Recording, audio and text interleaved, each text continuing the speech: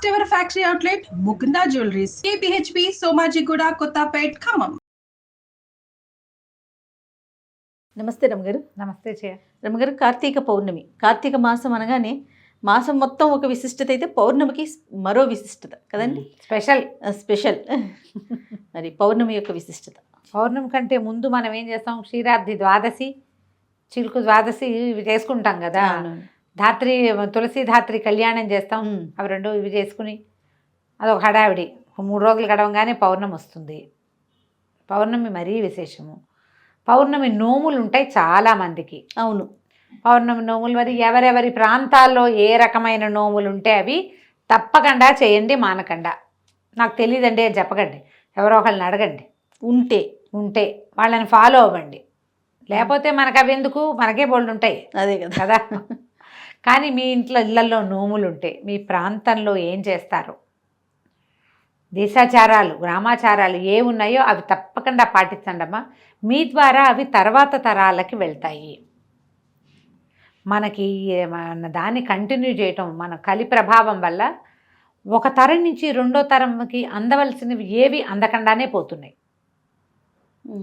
పిల్లలకి అన్నం ఎలా పెట్టాలో కూడా మర్చిపోయే స్థితిలోకి వచ్చాం మనం. మీరు కాన్ఫిడెంట్గా లేకపోతే, మనం కాన్ఫిడెంట్గా లేకపోతే మన పిల్లలకి ఏం చెప్పలేము, సమాధానం చెప్పలేము. కాన్ఫిడెన్స్ ఎప్పుడు వస్తుంది, చేస్తూ ఉంటే వస్తుంది. ఏమో నేను చిన్నప్పుడు చేసేవాళ్ళని నాకు తెలియదంటే మా అమ్మకేం తెలీదు మీరు చెప్పండి అంటారు నన్ను ఎంతసేపు. అది చెయ్యొద్దమ్మా. మీరు ఏది చేసినా కనుక్కుని చేయండి, తెలుసుకుని చేయండి. ఏటా ఒకటే చేయండి. ఈ సంవత్సరం ఈ అక్కగారు చూపించిందని ఇది, ఆ సంవత్సరం వచ్చే గురువుగారు ఏదో చెప్పారని అది, ఈ సంవత్సరం అంటే అందరికీ చూపించడానికి గొప్ప కోసం ఒక డాంబికానికి పిచ్చి వేషం, అవేవో రాష్ట్రాల్లో వేసే వేషాలు ఇంట్లో వేసి చెయ్యొద్దు. అలా పిచ్చి పిచ్చివి ఫాలో కాకండి. వాళ్ళు ఒట్టి వీడియోలు మీకు సరదాగా చూపిస్తున్నారు అంతే తప్పిస్తే అట్లా అవ్వద్దు, అది తప్పు. ఇప్పుడు నేను చెప్పినా కూడా నేను మీ ప్రాంతం అని చెప్తా ప్రత్యేకంగా. నేను ఇంకొకళ్ళని ఫాలో కాను చచ్చిన. మనం కూడా మన ఇంటిది ఫాలో అయితే ముందుకెళ్తుందమ్మా. దీన్ని ఇప్పుడు మన దాన్ని ముందుకు తీసుకెళ్ళాలి. ఎవరో దాన్ని వాళ్ళు ఎక్కడి నుంచో అంటించుకున్న దాన్ని, వాళ్ళు ఎక్కడో తెలుసుకున్న దాన్ని ఒక వేషానికి చూపిస్తే, వేషాలు ఫాలో అయితే ఎలాగమ్మా? నిజాలు కదా ఫాలో అవ్వాల్సింది. ఖచ్చితంగా తప్పు కదా అది. ఆ పనులు చేయకండి, గొప్ప కోసం చెయ్యొద్దు. పూజ ఎప్పుడు కూడా భక్తి తత్పరత, దాని మీద మనకి నమ్మకం ఉండాలమ్మా. ఏదైనా ఒక పని చేస్తున్నాము నమ్మకంతో చేయండి. ఫ్యాన్సీగా వేషం కోసం నలుగురికి చూపించడానికి చేసేది ఏది కూడా ఫలించదు. ఎప్పుడైనా బెడిసి కొట్టేస్తాయి అవి. బెడిసి కొట్టే పనులు చెయ్యొద్దు. వాళ్ళు చూపించారని అందం అలంకరణ కంటే భక్తి, శ్రద్ధ, తత్పరత చాలా ఇంపార్టెంట్. ఇది బ్యూటిఫికేషన్ కోసం కాదు. ఈ భక్తి మిమ్మల్ని భగవంతుని వైపుకి నడిపించడానికి, ఈ పర్వదినాలన్నీ మీరు అలంకారం చేసుకుని జనాలకు చూపించడానికి, కొత్త చీరలు కట్టుకోవటానికి కాదమ్మా. అది ఆలోచించండి. అట్లా ఈ ప్రదర్శన మనం పెళ్ళిళ్ళు పేరెంటాలప్పుడు చేస్తూనే ఉన్నాం కదా. మనకి అవి ఉన్నాయి, దానికి ఇంకా ఉన్నాయి, బోల్డ్ ఉన్నాయి. పిల్లల పుట్టినరోజులు వస్తాయి, మీ పుట్టినరోజులు వస్తుంది, పెళ్లి రోజులు వస్తాయి కదా. పర్వదినాలలో పిచ్చి వేషాలు వేయకండి. బ్రీఫ్గా అదే మాట. మన ఇంట్లో, మన ప్రాంతంలో, మన చుట్టుపక్కల, లేదా మనకు ఒక ఆధ్యాత్మిక గురువో లేకపోతే దైవ సంబంధమైన ఆధ్యాత్మిక గురువులు అందరికీ ఉండకపోవచ్చు. పురోహితులు ప్రతి వాళ్ళకి ఉంటారుగా. ఏటా ఓ గురువు గారినే, ఒక అయ్యగారినే పిలుచుకుంటాం కదా. అంతే లేదు, అది కూడా లేదు. మన ఇంటి దగ్గర ఒక దేవాలయం ఉంది, మనం వారానికో 2 వారాలకో అక్కడికే వెళ్ళి అయ్యగారికి నమస్కారం పెట్టొస్తామా? ఆ అయ్యగారిని పెట్టుకోండి, ఆయన చెప్పిన ప్రకారం చేసుకోండి. వచ్చే ఏడాది మళ్ళీ మర్చిపోతాం అనుకుంటే ఇప్పుడు మనకు అవకాశం ఉంది, ఫోన్ తోటో పుస్తకంలోనో రికార్డ్ చేసి పెట్టుకోండి. వచ్చే ఏడాది మళ్ళీ ఏం చేయాలి అని అడగద్దు.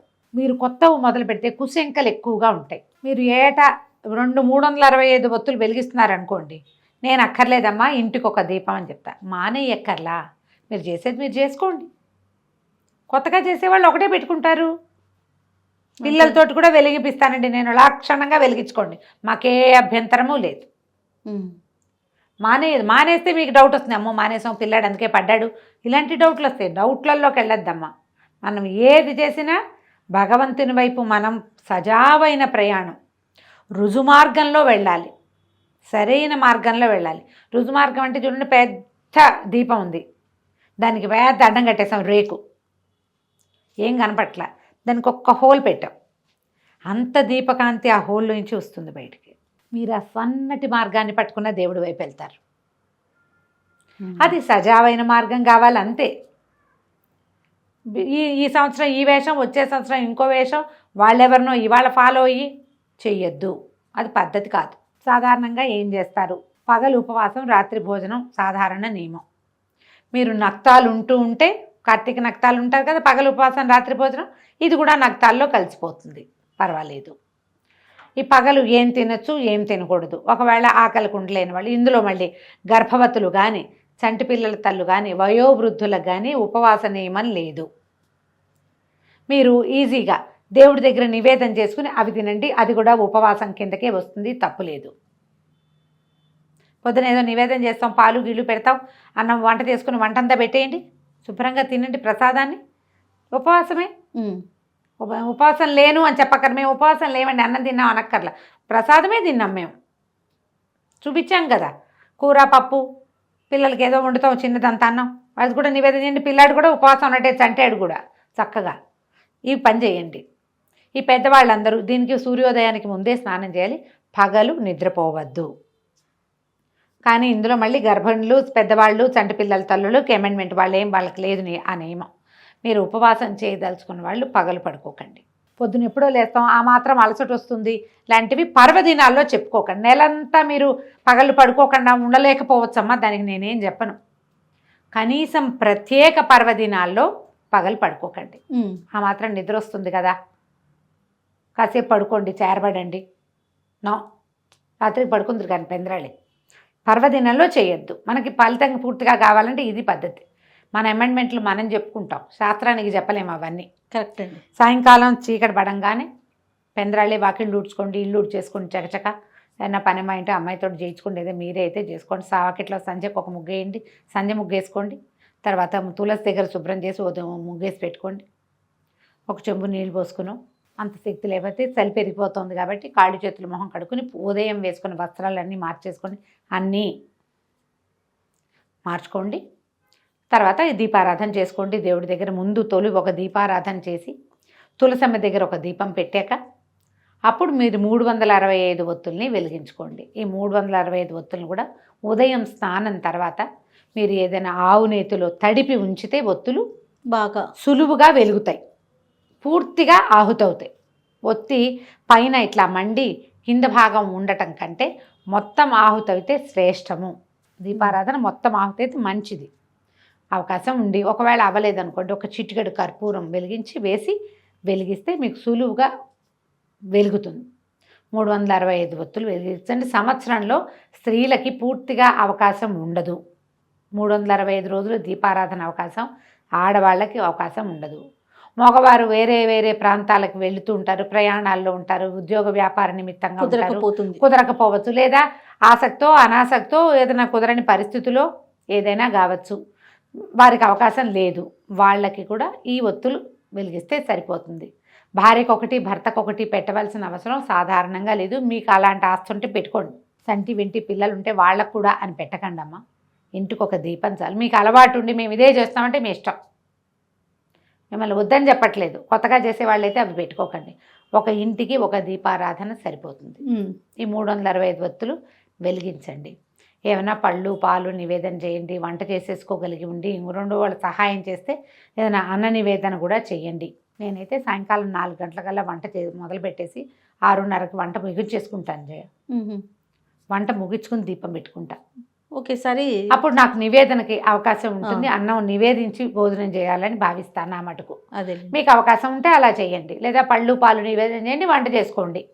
ఇదే చేయాలన్న నియమం లేదమ్మా. మీ అవకాశాన్ని బట్టి చక్కగా చేసుకోవచ్చు. మగవాళ్ళు ఉండి వాళ్ళు కూడా దీపం వెలిగించడానికి ఉత్సుకత చూపిస్తే మహాద్భుతమైన సంగతి, వాళ్ళతోటి వెలిగింపించండి.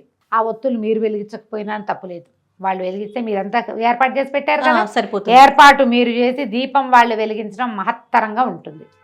చాలామంది అడుగుతారు, మగవాళ్ళే దీపం పెట్టాలా, మగవాళ్ళే పూజ చేయాలా, ఆడవాళ్ళు చేయకూడదా, ఆడవాళ్ళు మగవాళ్ళు చేస్తేనే ఫలితం లభిస్తుంది కదా. మన అవకాశం అమ్మా. ఈ కాలం ఏం కాలం. నేను ఈజీ మెథడ్ ఎప్పుడు చెప్పే ఈజీ మెథడే చెప్తా. దీపారాధన సిద్ధం చేసి పెట్టండి. ఆ మొగాయన వెళ్లే ముందు స్నానం చేసిన తర్వాత ఒట్టిగా దీపం అంటించు, నేను వెలిగించి నేను రెడీ చేసి పెట్టానని వెలిగింపించండి. మీకు వాళ్ళు చేస్తేనే బాగుంటుందన్న నమ్మకం ఉంటే చెయ్యనివ్వటమే చాలా పెద్ద విశేషం అనుకుంటా జయ నేనైతే. కొంతమంది చేయనివ్వరు కూడా, ఆ దీపాలు కూడా పెట్టనివ్వరు. అవన్నీ ఎందుకంటారు? అది కాకుండా నేనేదో చేయనిస్తున్నాడు కదా, ఒక ఏర్పాటు చేయండి దీపం, దాంట్లో వెలిగించడానికి చక్కగా దీపం పెట్టేస్తే వెలిగిస్తారు. ఈ 365 ఒత్తులు కూడా ఒకవేళ వాళ్ళు వచ్చి ఒప్పుకుంటే వెలిగించు నువ్వు కూడా మంచిది పెద్దవాళ్ళు చెప్తున్నారంటే మంచిదే, వాళ్ళు కూడా వెలిగించుకోండి. ఇంట్లో ఉన్న పిల్లలకి అందరికీ ఆ వెలుగుతున్న జ్యోతికి నమస్కారం చేయించండి, దండం పెట్టుకోండి. తులసి చెట్టు దగ్గర అక్కడ వెలిగిస్తే తులసికి వేడి సెగకి పెద్ద మంట వస్తుంది, జ్వాల. అంత జ్వాల వచ్చేటప్పుడు తులసి అది పాడవుతుందమ్మా, కొంచెం శ్రద్ధ వహించండి. కొంతమంది వాకిట్లో పెరట్లో తులసి ఉంటే చక్కగా తులసి దగ్గరే పెట్టుకునే వాళ్ళు కూడా ఉంటారు. కొంచెం అసంట దూరంగా పెట్టి వెలిగించండి. ఒక ముగ్గేసి చక్కగా ముగ్గులో ఒక పళ్ళెం పెట్టి దాంట్లో ఒక దీపారాధన కుందో లేదా మన మట్టి ప్రమిదలు ఉంటే మూకుడు ఉంటుంది దాంట్లో పెట్టో చక్కగా వెలిగించండి. ఇలాంటి జ్యోతిలో భగవద్ దర్శనం చేయటం తెలుసుకోండి. దీనికి ఎన్ని పువ్వులు పెట్టావు, నువ్వు బంతి పూలు పెట్టావా, చామంతి పూలు పెట్టావు, ఏమీ లేదమ్మా. శ్రద్ధ ఆస్థ ఆ రెండూ కావాలి. వాటితోటి చక్కగా కార్తీక పౌర్ణమి వ్రతాన్ని పూర్తి చేసుకోండి. ఒకవేళ పౌర్ణమి నోములు ఉంటే నోములు చేసుకోండి. కుదిరితే పగటి వేళలోనే దేవాలయ దర్శనం చేయడానికి అవకాశం ఉంటే తీసుకోండి. ఇంత పెద్ద పని ఉంది కాబట్టి ఈ రోజున కాకపోతే మరుసటి రోజు చేసినా పర్వాలేదు. ఇవన్నీ పెట్టి అక్కడ కూడా పరిగెత్తి హైరాన్ పడకండమ్మా. ఏ ఒకటి చేసినా కూడా మంచిదే, ఏం చేసినా శ్రద్ధ భక్తితోటి చేసుకోండి. ప్రమాదాలకి పాలు కాకుండా చూసుకోండి. దీపారాధన వెలిగించినప్పుడు అసలు పిల్లల దగ్గరకు వచ్చిన మీవే ఏదైనా సిల్క్ చీరలు అవి అయితే ఇబ్బంది పడతారు. కాస్త జాగ్రత్తగా వెలిగించడం. తర్వాత ఇవి కార్తీక పౌర్ణమి నాడు 4 టపాసులు కాల్చడం, పిల్లలతో టపాసులు కాల్పించండి, బాగుంటుంది. చక్కగా జరుపుకోండి. హైరాణ పడద్దు, ఎక్కువ ఏదో చేసేయాలని అనుకోవద్దు. ఏం చేసినా భక్తి శ్రద్ధలతో చేద్దామన్న ఆలోచన మాత్రం పెట్టుకుంటే చాలు. రైట్. నమస్తే. నమస్తే జయ.